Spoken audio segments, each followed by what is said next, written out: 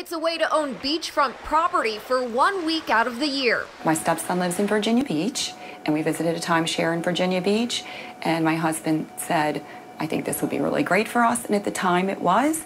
Life changes, and we just have really not been able to use it. In the 7 years they've had the timeshare, Paula Lanzi and her husband have visited once. We're still paying a mortgage on it, and then we pay a yearly maintenance fee, which is about $900. They realized this arrangement isn't for them, so they started looking for a way to sell their timeshare.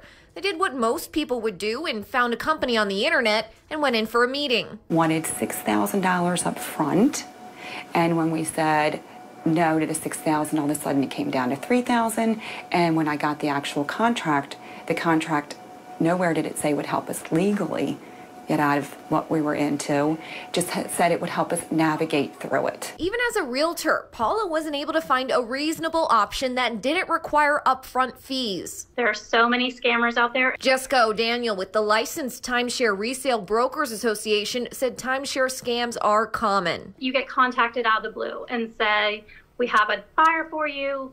We can get it sold now. All you have to do is put some money aside for an escrow account or for closing costs or something of that nature, and then all of a sudden that company disappears. Or a company charges you money up front with no guarantee of selling your property. What I always tell my clients is you wouldn't pay your real estate broker money to get your house sold before they sell your house. So why would you do the same for your timeshare?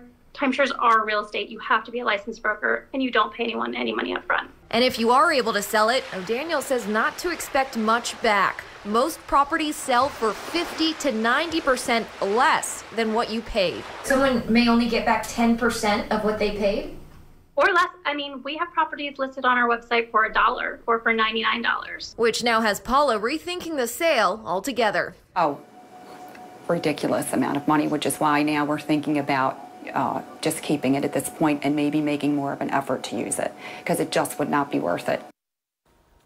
O'Daniel said not all timeshares are a bad thing. They can be great for families, but it's important to realize they're not an investment. She also said to do your research, don't feel pressured to buy immediately after a sales presentation, and look on the secondary market first. And if you own one, you can rent it out, give it to a family member, exchange your week, or even donate it to charity for an auction.